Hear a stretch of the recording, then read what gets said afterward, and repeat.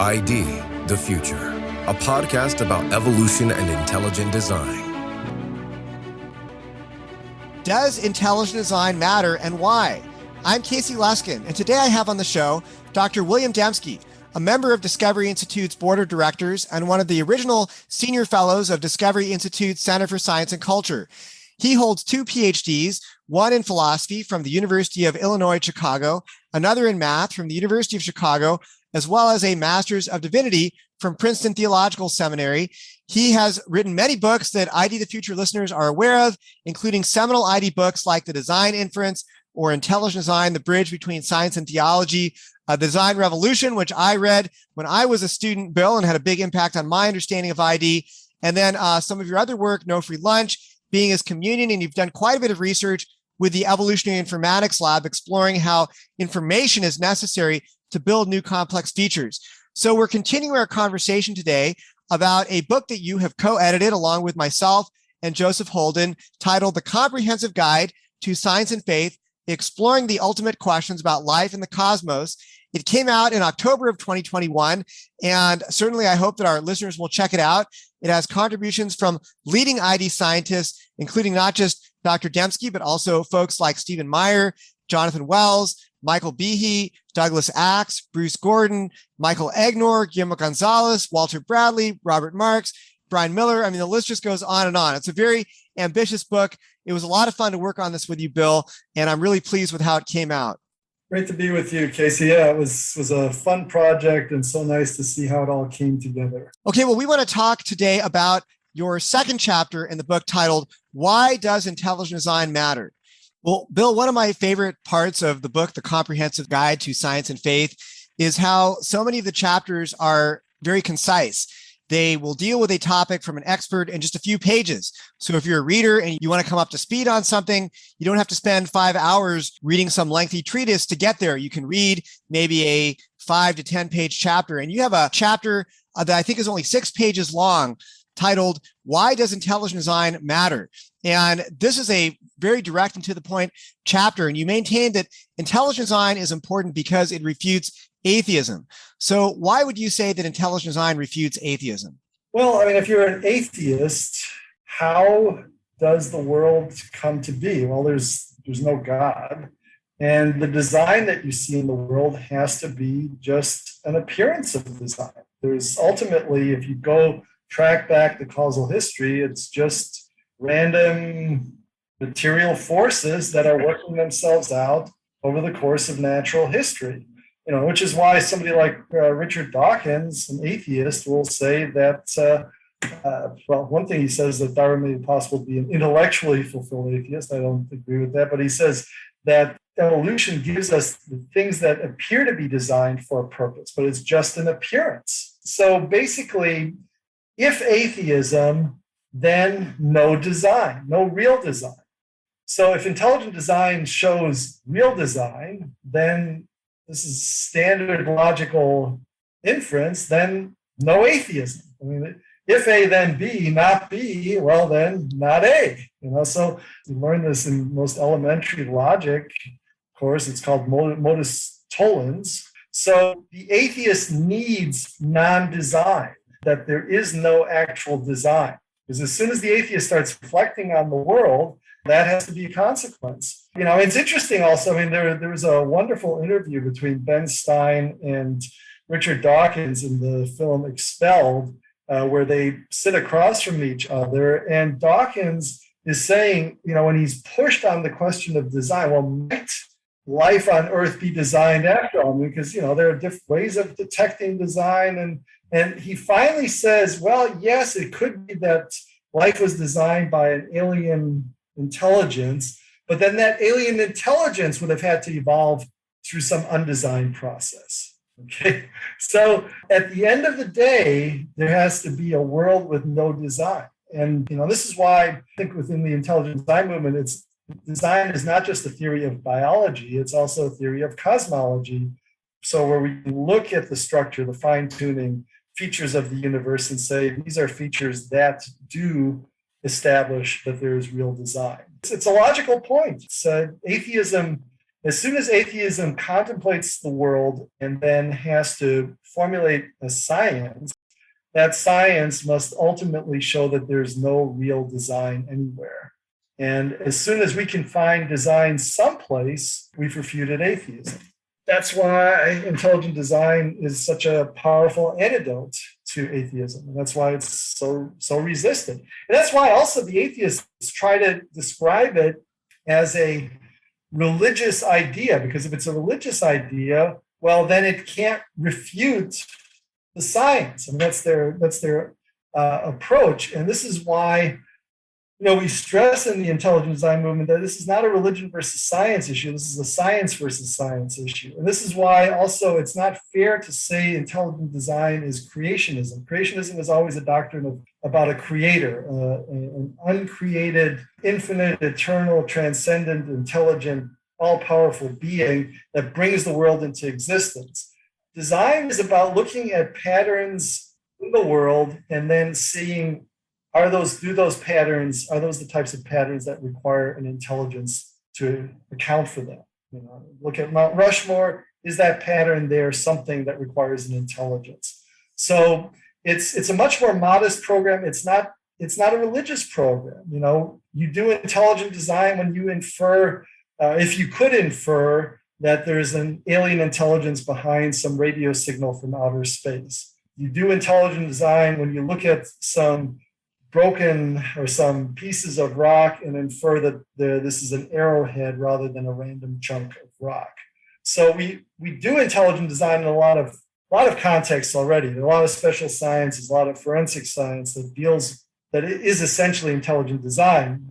The reason intelligent design is controversial, though, is at the end of the day, what we're saying is there's no evolved or finite intelligence that's behind the world. You can't explain it in terms of some intelligence that arose from naturalistic processes. The ultimate resting point is an intelligence, a real intelligence, a real designing intelligence, and not some blind, purposeless material process. And, obviously the atheist doesn't want to go there, and they resist it at all costs. Bill, you kind of got into the second question I wanted to ask you about when you write that intelligent design makes the question of design in nature not a religion versus science, but a science versus science question. Maybe could you just elaborate on that a little bit more? How does intelligent design turn this question into a science versus science question? Well, as I said, if intelligent design were a doctrine of creation, then you're talking about what gives being to the world. I mean, where does the world come from? There's a joke that used to be told, scientists come to God and say, we can do everything you can do. And God says, oh, that's interesting. Show me. And they say, well, we can produce humans from scratch. We take some dust and then God says, well, wait a second, get your own dust. So where does that dust come from? So as soon as you're talking a doctrine of creation, you are in the religious world. But once you're just looking at design and patterns in nature, and that's what scientists do. They look for patterns. They see certain connections, certain ways that things behave characteristically, and then they form theories. They draw conclusions. They get insight into how the world works. And I would say that's exactly what we're doing with intelligent design. The thing is, there are actual scientific mathematical theories that impinge on it. Information theory plays a big role in intelligent design. There's a lot of signal to noise stuff. Is nature sending us a signal, or is there noise, that's drowning it out? And is that signal characteristic, indicative of intelligence? So we are doing exactly what scientists and other special sciences are doing, but we're applying it to biology and to cosmology. And when we do that, though, the implications are much more radical than they are for a forensic scientist that shows that somebody didn't die by natural causes, that there was foul play. Foul play is a design inference. But if we look at the genetic machinery inside the human cell, and we see that there is a Shannon information system, a coding system that is taking us from one alphanumeric convention to another, going from DNA to protein, and we say, hey, wait a second, our only experience with such systems where we know the causal story is that these are design systems, and you look and there's no plausible Darwinian pathway to them, and there's this is well covered ground in the ID movement, then it's certainly plausible to think that there's a real intelligence involved behind this. But going back to your point about methodological naturalism, if you define science so that you can't invoke or bring in intelligent causes, even though you can when they're naturalistically acceptable, as with humans or in forensic science, well, then you've effectively eliminated intelligent design, but you've done it by defining it out of existence. I remember Philip Johnson at an ASA, American Scientific Affiliation meeting years and years ago. His point was, he said, it's like a Jeopardy question, or Jeopardy, where, the point is you give the answer and then you have to pose the question. And so the answer is Darwinian evolution. Well, what's the question?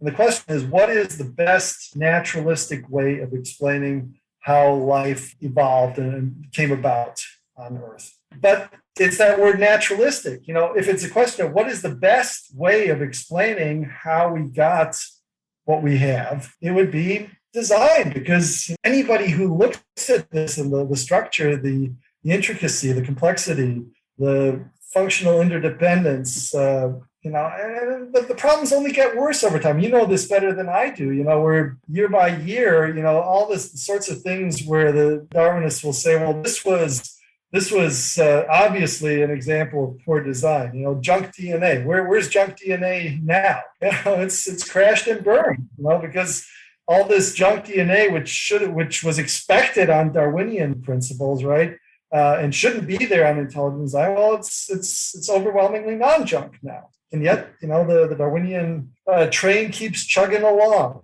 Well, Bill, you have a really nice conclusion to this chapter on why intelligent design matters. You first say the genetic code evinces a pattern that requires an intelligence for its explanation.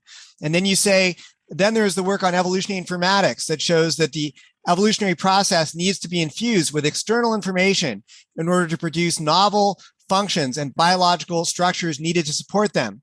And then you say, and this brings me, after all this stage setting, to the title of the chapter. Why does intelligent design matter? It matters because there are clear patterns in nature that are best explained as the result of intelligence, and where such an intelligence is not part of nature as conceived by the materialist atheist. Moreover, this inference to this intelligence outside nature is not a matter of religion, but of science. Intelligent design, in standing against chemical and biological evolution, is therefore not making a religious, but a scientific case.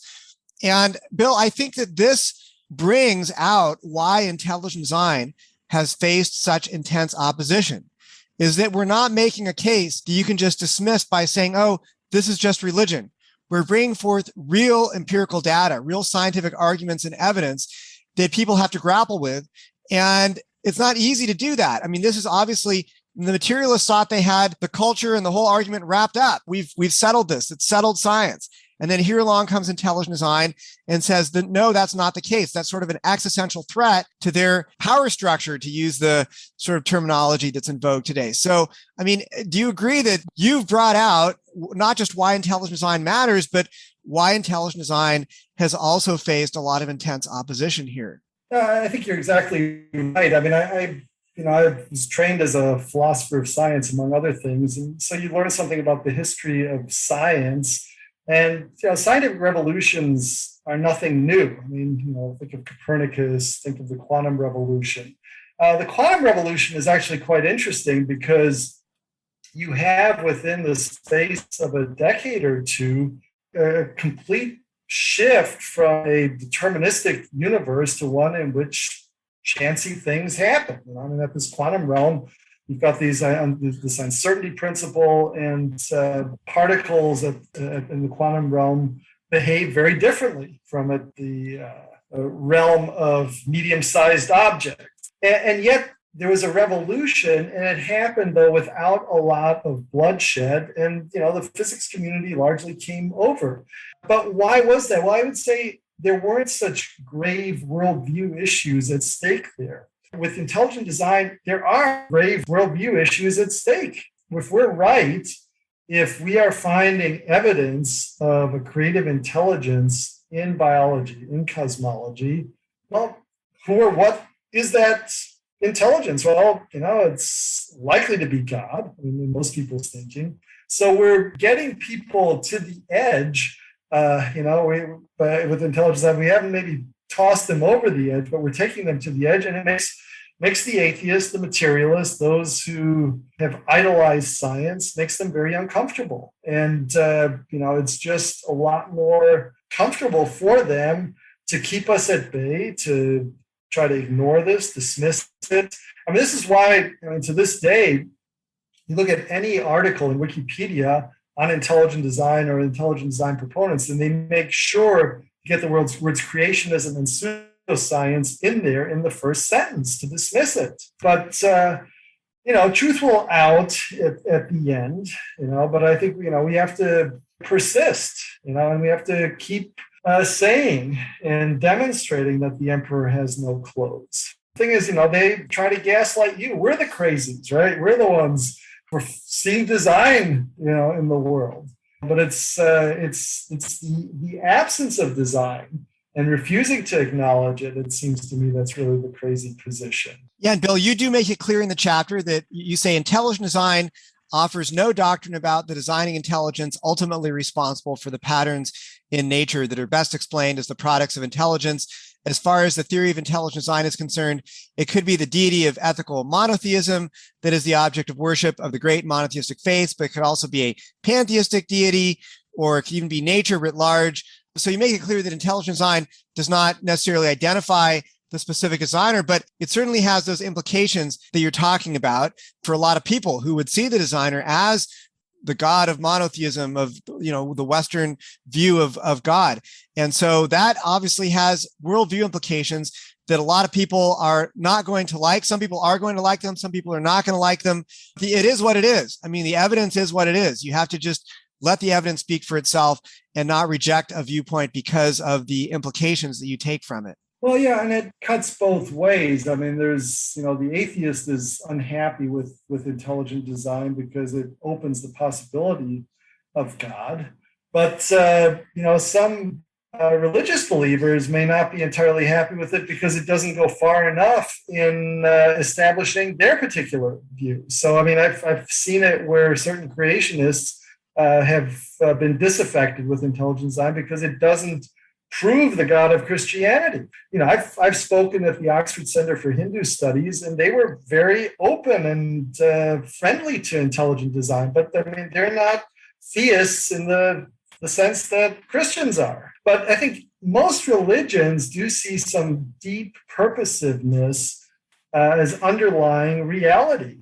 And that can even be a naturalism, but it's not a mechanistic naturalism. I mean, it's where nature is in some sense personified or deified, or so you can even see nature as, or I guess I shouldn't say personified or deified, but I mean where teleology, purposiveness, and the outworking of those purposes are fundamental to nature. Purpose is not something fundamental within a mechanistic, materialistic world, because all you have are particles in motion that are hanging against each other. Where do you get purpose out of that? It's just however things happen to be arranged.